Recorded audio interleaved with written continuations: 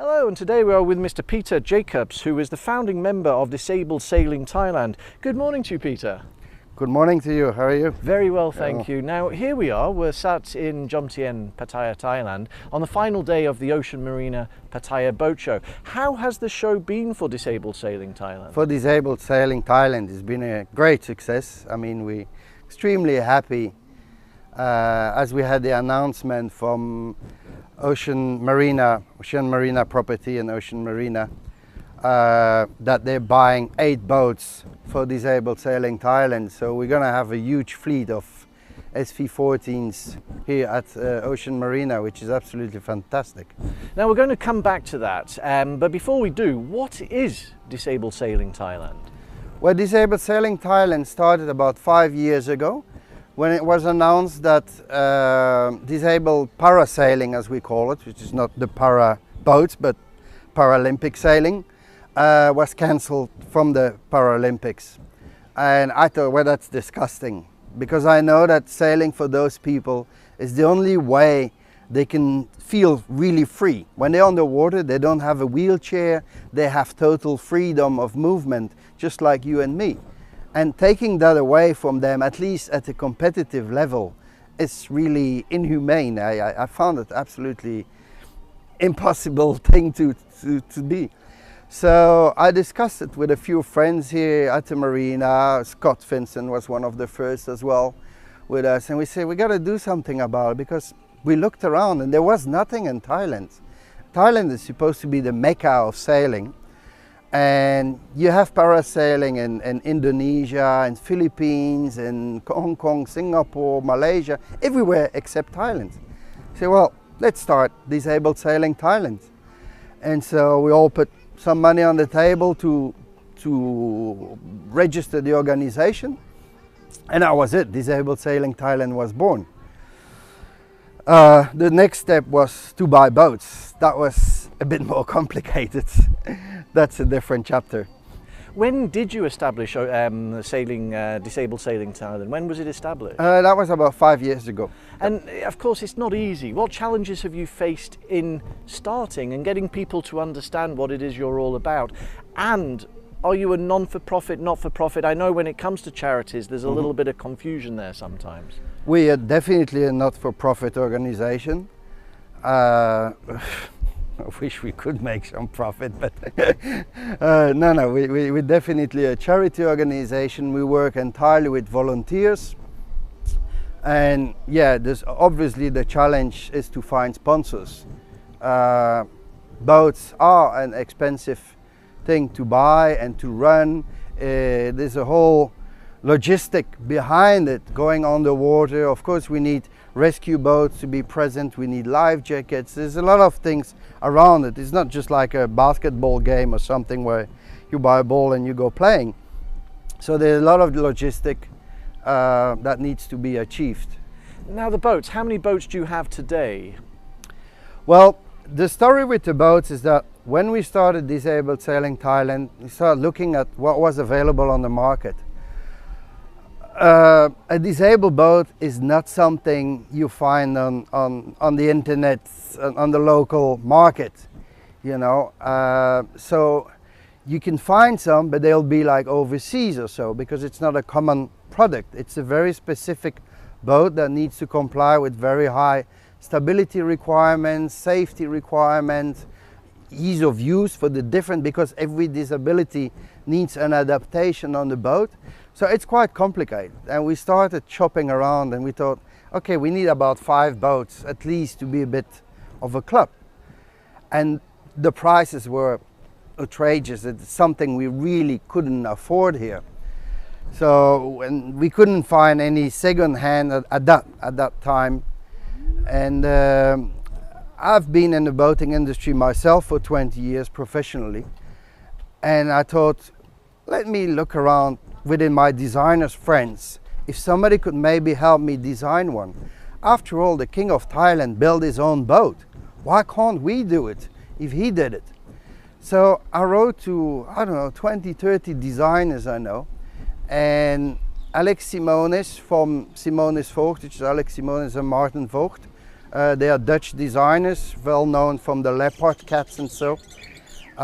They replied immediately, within seconds, and they say, Peter, we'll take up the challenge. I said, you do realize that I'm not paying you because designers tend to be very expensive. They said, no, it's fine.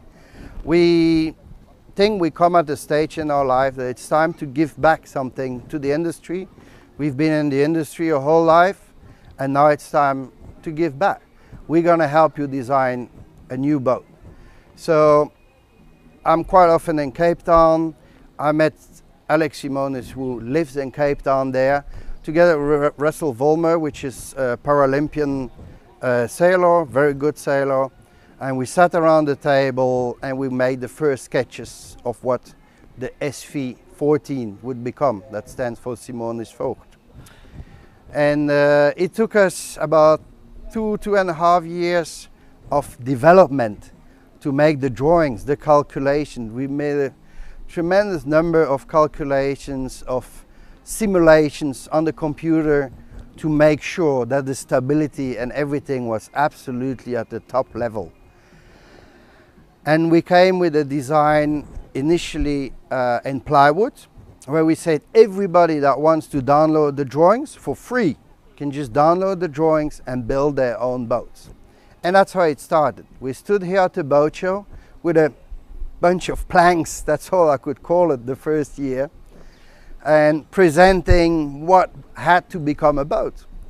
And then Gulul Alvani from Royal Phuket Marina came around and he said, what is this? I said, well, that's supposed to become a boat, and that's for disabled sailors. And here's one of the lady that's a disabled sailor, Nina. Nina is a paraplegic and she can only move her head. That's all the only movement she can do. She said, well, she can't sail a boat. I said, yes, she can, but we need the funding to finish the boat, and we'll make it fully servo control so she can move with her chin and with blowpipes and control everything. He said, that's amazing. How much do you need? So I said how much we needed for the boat, and he said, I'm buying it. So that was the start.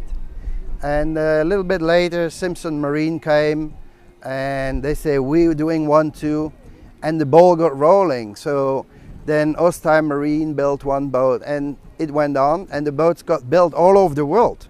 They built in New Zealand, in California, in South Africa, in Belgium, in Holland, all over the world, they're now being built. And that was the start of the story. And short. but that's fascinating. And when we started this interview, you said that Ocean Marina here have just purchased, I believe, yes. 8. Now, what are those boats? Well, we found out that the plywood version, although give magnificent boats as we have there and so, but it takes time to build. It takes volunteers to build them, or yards. We not always have so much time available. So we decided to come up with a glass fiber version. And we were extremely lucky that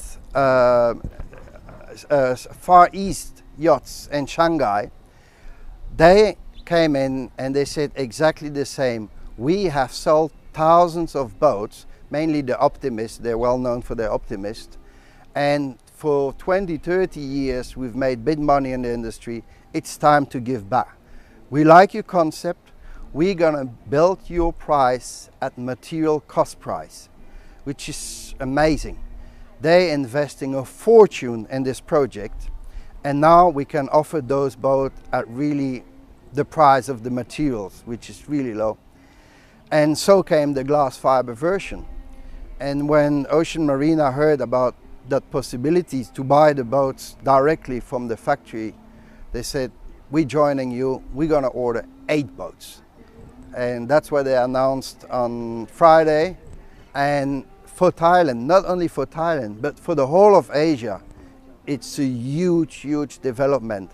The people who were here from the Paralympic Committee, they're extremely enthusiastic about the development, because now we have a boat that's affordable, that's been conceptualized in Asia, and will be distributed all over Asia at a really, really low price. Yeah.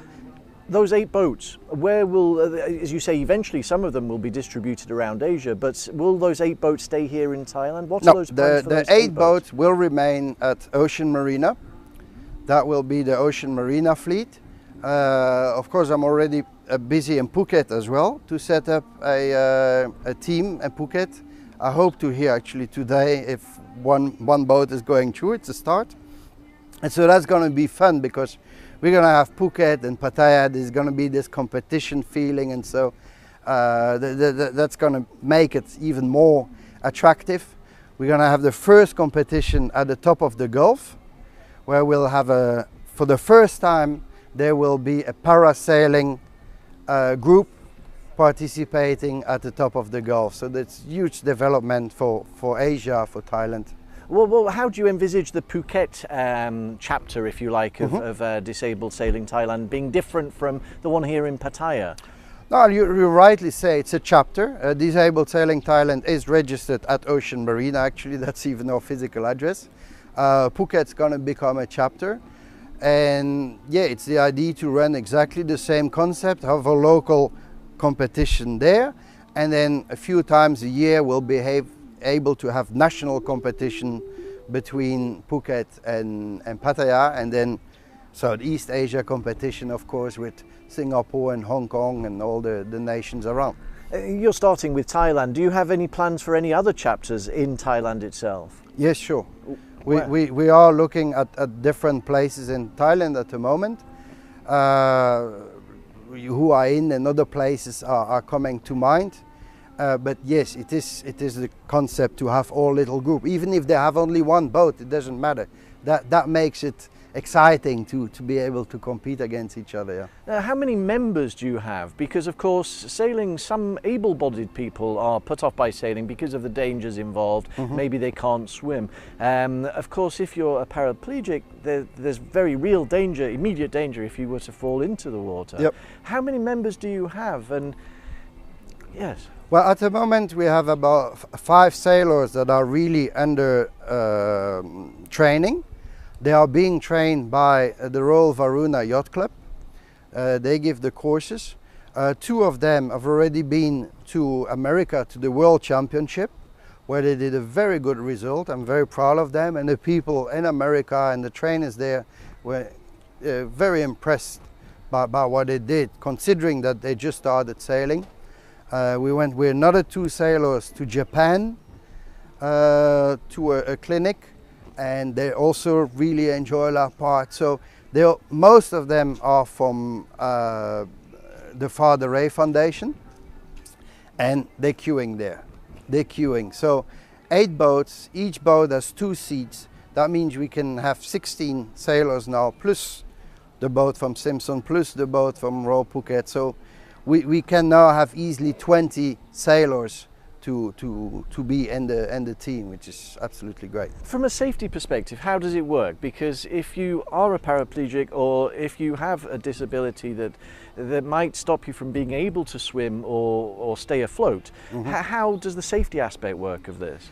Of course, the safety aspect is the most important item of our boat.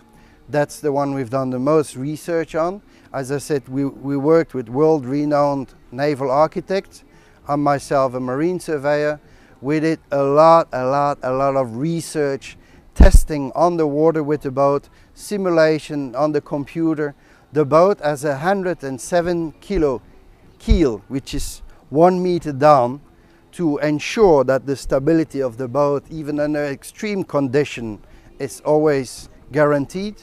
Of course, all the sailors will have life jackets. Yesterday we got a whole box of life jackets donated by Tonsa Marine, and we will always have a rescue boat going with. They cannot go out without a rescue boat. That's really ultimate safety requirement. Now, a lot of people will be watching this thinking, okay, Disabled Sailing Thailand, you are from Belgium originally. Are Thai people involved with this project? Yes, actually I found out that, like, on the boat shows, we actually have a lot of response from the Thai people. They very much appreciate it. Of course, the Paralympic Committee is very much supporting us. The boat that was built by Ostai Marine being donated to Her Majesty the Princess Sirenhorn. So she received the boat, which is then again donated again to the charity. So there's that role aspect where we have a lot of support behind, and yes, they really love what we're doing. It's for them, of course, and we hope it develops. Now, I'm sure there's a lot of people in the hotel industry, aviation industry watching this thinking, how can we get involved? This is something that we would like to support. How can hotels or owners of whoever they are get involved and support you? All right, so the program we have is a 3-year sponsorship. Ocean Marina actually run that program. So it's a 3-year sponsorship where you have your full branding on the boat. Ocean Marina will take care of the maintenance and everything and ensure that they participate in all regattas, and you have your full branding, your full mention and the press and everywhere, and it's a sponsorship package that's offered.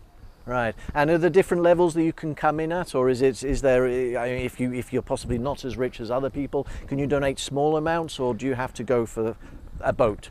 Look, we appreciate everything. I mean, like yesterday we received those life jackets. We really need them. You know, I always say everybody can help. I hate it when somebody comes to our stand and say, well, I don't have time. First of all, it's hard to believe. I'm working full time. I still can find time. If you don't have time, you have a bit of money.